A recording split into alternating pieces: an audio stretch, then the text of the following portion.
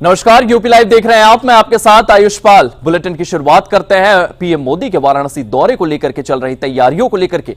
आज वाराणसी के दौरे पर सीएम योगी आदित्यनाथ पहुंचने वाले हैं। पीएम के आगामी प्रस्तावित कार्यक्रम की तैयारियों का जायजा लेते हुए नजर आएंगे।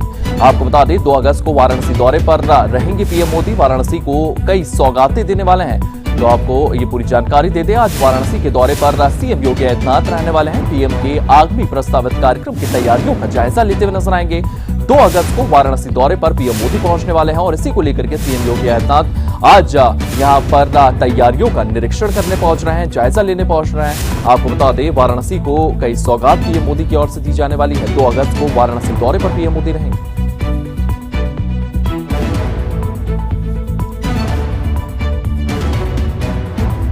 तो आज वाराणसी के दौरे पर रहेंगे सीएम योगी आदित्यनाथ। आपको बता दें पीएम मोदी के प्रस्तावित दौरे को लेकर के तैयारियों का जायजा लेते हुए नजर आएंगे। आज वाराणसी के दौरे पर सीएम योगी आदित्यनाथ पहुंचने वाले हैं। पीएम के आगामी प्रस्तावित कार्यक्रम की तैयारियों का जायजा सीएम योगी आदित्यनाथ की ओर से लिया जाएगा। 2 अगस्त को वाराणसी दौरे पर रहेंगे पीएम मोदी।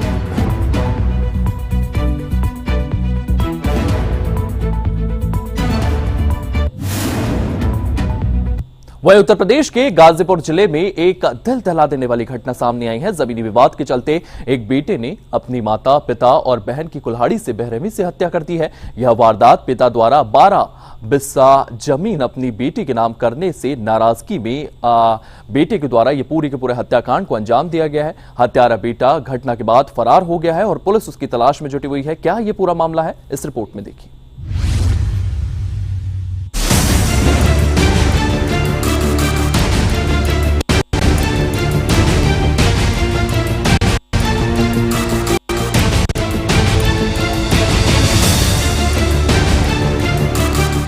गाजीपुर के सदर कोतवाली क्षेत्र के डिलिया गांव में एक सनसनीखेज ट्रिपल मर्डर ने पूरे इलाके में दहशत फैला दी। कलयुगी बेटे अभय यादव ने अपने पिता शिवराम यादव, मां जमुनी देवी और बहन कुसुम की कुल्हाड़ी से बेरहमी से हत्या कर दी। पुलिस के मुताबिक शिवराम ने हाल ही में अपनी 12 बिस्सा जमीन अपनी बेटी कुसुम के नाम रजिस्ट्री की थी, जिससे अभय नाराज चल रहा था और कुसुम अपने मेडिकल स्टोर से स्कूटी पर घर लौट रही थी।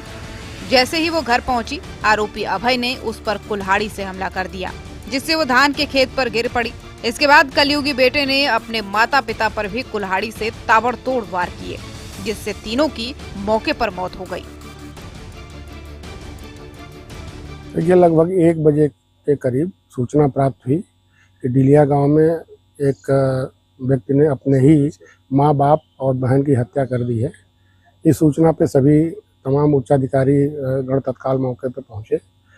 घटना के बारे में जानकारी ली गई है और इसमें अभियोग पंजीकृत कर लिया गया है। डेड बॉडी को हम लोगों ने मर्चरी भिजवा दिया है। आगे पोस्टमार्टम आज की कार्रवाई की जा रही है और जो आरोपी है, जो उनका लड़का है, अभय यादव उसका नाम है, उसकी गिरफ्तारी के लिए हमारी 3-4 टीमें लगी हुई है। शीघ्र ही उसको हम लोग गिरफ्तार करेंगे। पुलिस को सूचना मिलने पर मौके पर भारी फोर्स तैनात की गई। माँ बाप के शव घर के पास पड़े मिले, जबकि कुसुम का शव थोड़ी दूर धान के खेत से बरामद हुआ। फोरेंसिक टीम ने घटनास्थल से साक्ष्य जुटाए और शवों को पोस्टमार्टम के लिए भेज दिया। अभय ने हत्या के बाद कुल्हाड़ी फेंक दी और मौके से फरार हो गया। पुलिस ने बीएनएस की धारा के तहत मुकदमा भी दर्ज कर लिया है। गाजीपुर के डिलिया गाँव में हुए इस तिहरे हत्याकांड ने एक परिवार को तबाह कर दिया और जमीनी विवादों की भयावहता को सामने लाया। अभय यादव की क्रूरता ने रिश्तों को तार-तार कर दिया। ब्यूरो रिपोर्ट, सूर्या समाचार।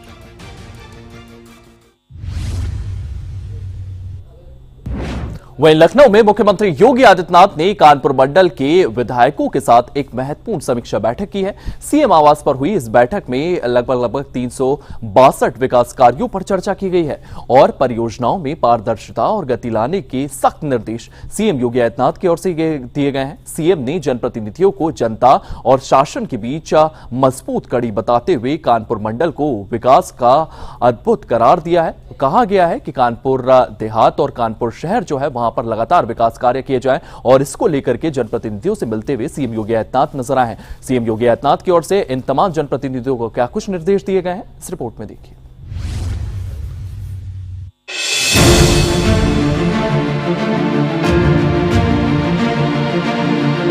लखनऊ में मुख्यमंत्री आवास पर सीएम योगी आदित्यनाथ ने कानपुर मंडल के जनप्रतिनिधियों के साथ एक उच्च स्तरीय समीक्षा बैठक की। इस बैठक में कानपुर मंडल के अंतर्गत कानपुर नगर, कानपुर देहात, उन्नाव, इटावा, औरैया और फर्रुखाबाद जिले के विधायक, सांसद और अन्य जनप्रतिनिधि शामिल हुए। लोक निर्माण, औद्योगिक विकास, शिक्षा आदि ढांचे से जुड़े 362 विकास कार्यों पर विस्तार से चर्चा हुई। सीएम ने अधिकारियों को निर्देश दिए कि सभी परियोजनाएं पारदर्शी तरीके से और समयबद्ध ढंग से पूरी हों। उन्होंने जनप्रतिनिधियों को जनता की आवाज और शासन की नीतियों के बीच मजबूत कड़ी बताते हुए कहा कि उनकी जिम्मेदारी है कि जनता की समस्याएं सरकार तक पहुंचे। सीएम ने कानपुर मंडल को औद्योगिक और शैक्षिक विकास का केंद्र बताते हुए कहा कि यह क्षेत्र उत्तर प्रदेश की आर्थिक प्रगति का नेतृत्व कर सकता है। उन्होंने हाल ही में उन्नाव में शुरू हुए चंडीगढ़ यूनिवर्सिटी के एआई आधारित परिसर का जिक्र करते हुए कहा कि कानपुर मंडल को शिक्षा और तकनीक का हब बनाया जाएगा। बैठक में सड़क, सेतु, पेयजल और जल निकासी से जुड़ी परियोजनाओं की प्रगति की समीक्षा की गई।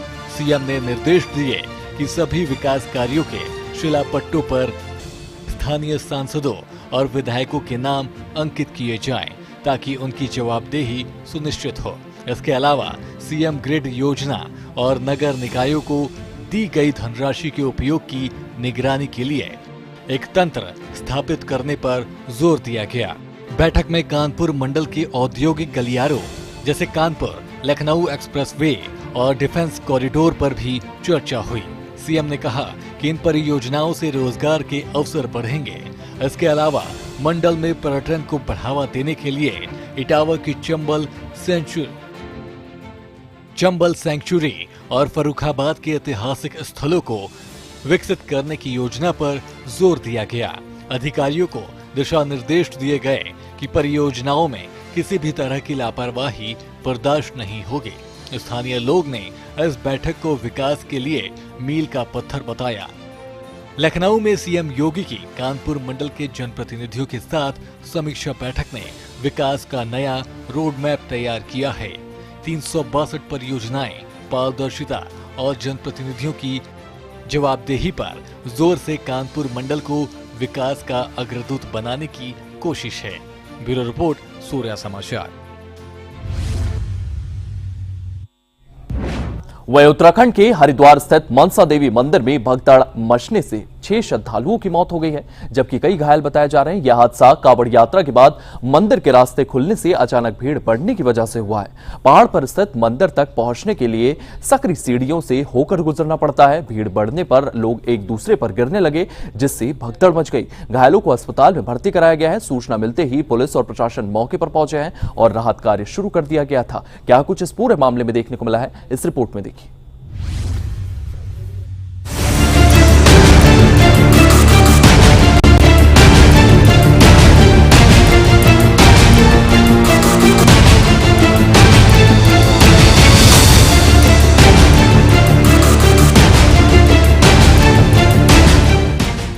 उत्तराखंड के हरिद्वार में स्थित मनसा देवी मंदिर में रविवार की सुबह भगदड़ मच गई, जिससे 6 लोगों की जान चली गई, जबकि कई अन्य घायल बताए जा रहे हैं। घायलों को अस्पताल में भर्ती कराया गया। मनसा देवी मंदिर शिवालिक की पहाड़ियों पर स्थित है और कांवड़ यात्रा के बाद रास्ते खुल गए, जिससे अचानक से भीड़ बढ़ गई और भगदड़ मच गई। मंदिर पहाड़ पर ऊंचाई पर स्थित है। ऐसे में दर्शन के लिए पहुंचने के लिए श्रद्धालुओं को संकरे रास्ते से गुजरना होता है। ऊंचाई के कारण सीढ़ियां भी छोटी हैं, जिससे भीड़ बढ़ी तो लोग एक दूसरे पर गिर गए और 6 लोगों की मौत हो गई। सूचना पर पुलिस और प्रशासन की टीम मौके पर पहुंची और लोगों को मंदिर परिसर से निकाला गया। भगदड़ पर मुख्यमंत्री पुष्कर सिंह धामी ने दुख जाहिर किया है कि स्थानीय पुलिस और अन्य बचाव दल मौके पर पहुंचकर राहत और बचाव कार्य में जुट गए। सीएम धामी ने हरिद्वार के जिला अस्पताल में जाकर घायलों से भी मुलाकात की। प्रातःकाल 9 बजे के आसपास एक बहुत दुर्भाग्यपूर्ण घटना घटित हुई। मनसा देवी मंदिर हरिद्वार में उसकी सीढ़ियों के पास फैलने से भगदड़ मच गई। इसमें 6 लोगों की जान चली गई है और कुछ लोग घायल हुए हैं। सभी घायलों को अस्पताल पहुंचा दिया गया। बचाव के काम चल रहे हैं और जो हताहत हुए हैं मैं भगवान से प्रार्थना करता हूं कि उनको अपने श्री चरणों में स्थान दे।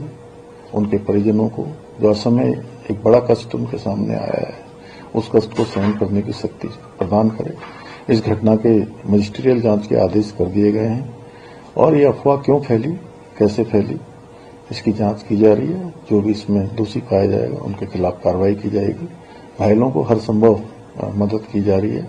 उनके स्वास्थ्य को जल्दी से जल्दी ठीक हो उसके लिए हर संभव प्रयास किए जा रहे हैं। एक चश्मदीद ने बताया कि वहां दीवार पर तार लगा हुआ था जिसे पकड़कर लोग चढ़ने लगे, जिस वजह से तार छिल गया और करंट फैल गया, जिससे हंगामा भी मच गया। यह एकदम से भीड़ काबू नहीं कर पाया था। मंदिर से 20-25 कदम पहले, उसके बाद लोगों ने अफड़ा मच गए, ना आगे लोग जा रहे हैं ना पीछे जा रहे हैं। तो दीवार पे तारे लगे होते हैं, उसके पकड़ के चढ़ने लगे लोगों ने। तो तार 1.5-2 में भी तार था, वो छिल गया, उससे करंट फैल गया और लोगों को ज्यादा अफड़ा मच गया।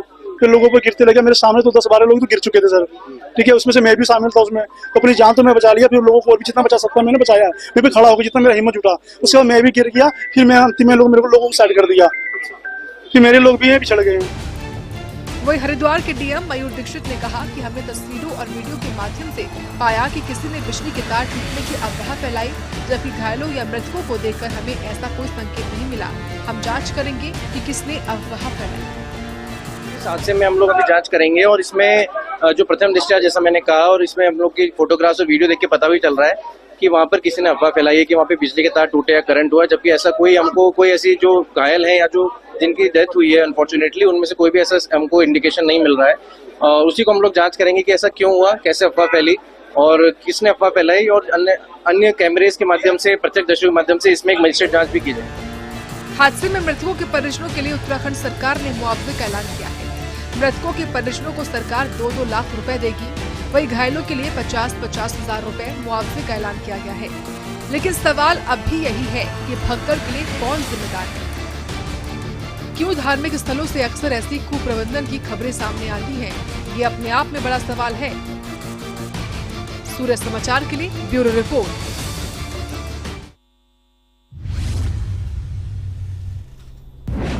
वहीं मनसा देवी हादसे पर सीएम योगी आदित्यनाथ ने भी दुख जताया है। यूपी के मृतक के परिजनों को मुआवजा देने का भी ऐलान उनकी ओर से किया गया है। योगी सरकार 2-2 लाख की आर्थिक सहायता देगी। मृतक के पार्थिव शरीर गृह जनपद पहुंचाने के भी निर्देश दिए गए हैं। करंट फैलने की अफवाह से यहां पर भगदड़ मची थी। घायलों को जल्द ठीक होने के लिए सीएम ने प्रयास किए हैं। उनकी ओर से कामना की गई है कि घायल लोग जल्द से जल्द ठीक हों। आपको बता दें, मनसा देवी मंदिर में भगदड़ मची थी, जिसके बाद से ही योगी सरकार ने भी आर्थिक सहायता देने की बात यहां पर कही है। मृतक के पार्थिव शरीर को गृह जनपद पहुंचाने के भी निर्देश दिए गए हैं।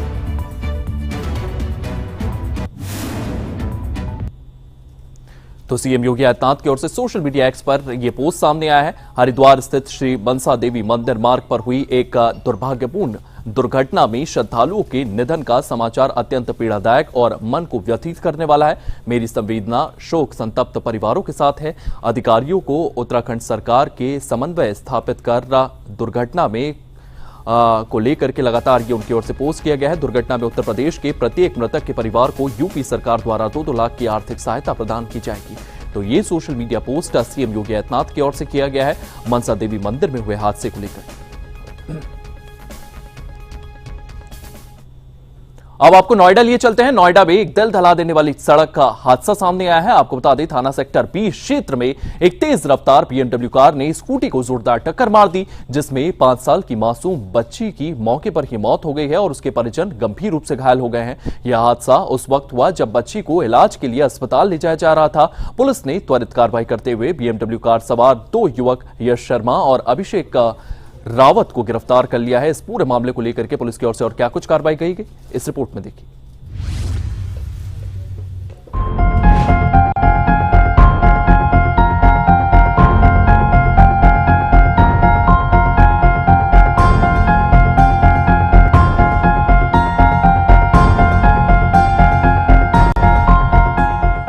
नोएडा के सेक्टर 30 में एक दर्दनाक सड़क हादसे ने सबको झकझोर दिया। सादरपुर सेक्टर 45 के निवासी गुल मोहम्मद अपनी 5 साल की बेटी आयत और अपने रिश्तेदार राजा के साथ स्कूटी पर चाइल्ड पीजीआई सेक्टर 30 जा रहे थे।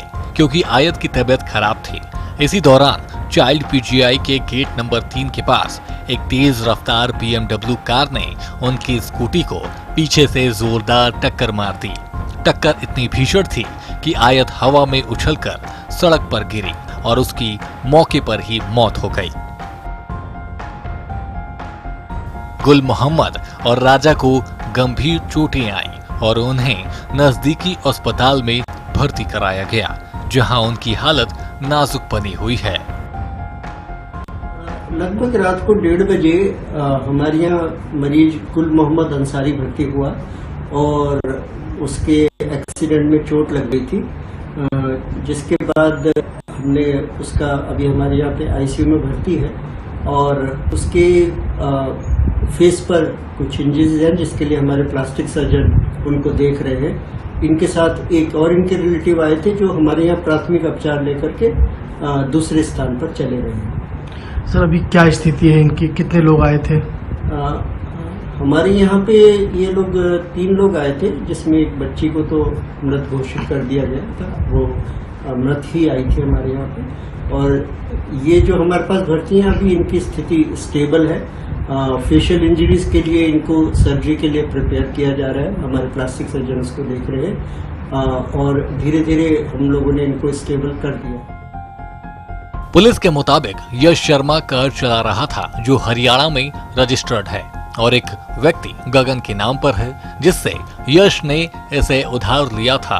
अभिषेक रावत कार में सहयात्री था और सेक्टर 70 में एक रेस्टोरेंट का मालिक है। जन्मदिन की पार्टी से लौटते समय यह हादसा हुआ। पुलिस ने दोनों का मेडिकल परीक्षण कराया ताकि ये पता लगाया जा सके कि वे नशे में तो नहीं थे।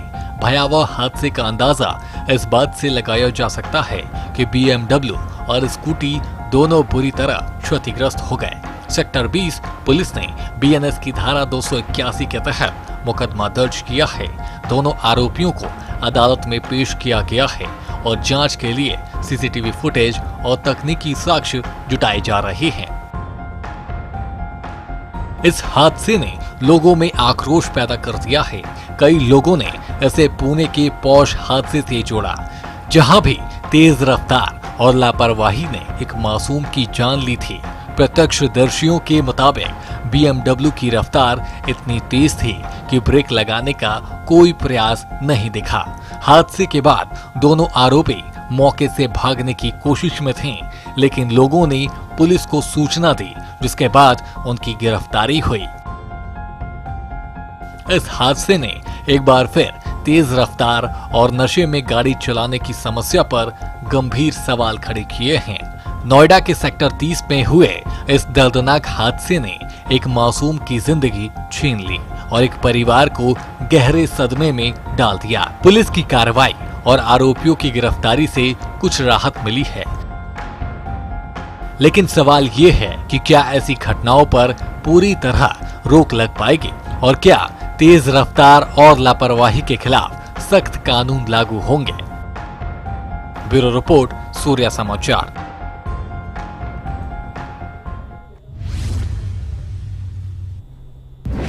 अब आपको कानपुर लिए चलते हैं। कानपुर उत्तर प्रदेश का औद्योगिक केंद्र आज रक्षा उपकरणों के क्षेत्र में भारत की आत्मनिर्भरता का प्रतीक बना हुआ है। आत्मनिर्भर भारत और मेक इन इंडिया के तहत कानपुर के आयुध निर्माण और निजी क्षेत्र की कंपनियां उन्नत AI चंद्रित आधारित टेक्नोलॉजीज जो है यहां पर डेवलप करने की कोशिश की जा रही है। स्वदेशी रक्षा उपकरणों का निर्माण भी यहां पर हो रहा है। ड्रोन, मिसाइलें, तोपों से लेकर के मशीन गनों तक का कानपुर भारत की रक्षा ताकतों को नई ऊंचाइयों पर ले जा रहा है। कैसे, इस रिपोर्ट में देखिए।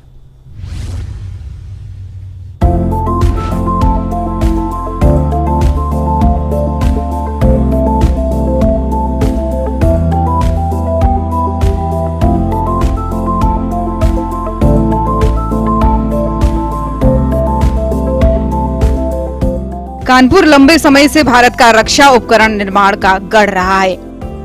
ब्रिटिश काल से लेकर स्थापित आयुध निर्माणियों से लेकर आज के आधुनिक डिफेंस कॉरिडोर तक ये शहर आत्मनिर्भर भारत के सपने को साकार कर रहा है। कानपुर की स्मॉल आर्म्स फैक्ट्री यानी SAF, फील्ड गन फैक्ट्री और आयुध निर्माणी OFC ने देश की रक्षा जरूरतों को पूरा करने में अहम भूमिका निभाई है। हाल ही में निजी क्षेत्र की कंपनियां जैसे अडानी डिफेंस एंड एरोस्पेस ने कानपुर में अत्याधुनिक सुविधाएं स्थापित की हैं, जो एआई चालित हथियारों और नाटो मानक गोला बारूद का निर्माण कर रही है। इनमें 155 mm कैलिबर की शारंग और धनुष तोपें, ब्रह्मोस मिसाइल के कंपोनेंट्स और एआई संचालित नेगेव लाइट मशीन गन शामिल हैं, जो प्रति मिनट 1000 राउंड फायर करने में सक्षम है। कानपुर में डिफेंस कॉरिडोर के तहत हजारों करोड़ रुपए का निवेश हुआ है। अडानी डिफेंस की कानपुर इकाई, जो इंडस्ट्री 4.0 मानकों पर आधारित है, 155 mm गोला बारूद और प्रोपेलेंट का उत्पादन कर रही है। ये इकाई एआई और डेटा एनालिटिक्स का उपयोग कर बुलेट्स की गुणवत्ता जांच करती है, जो नाटो मानकों को पूरा करती है।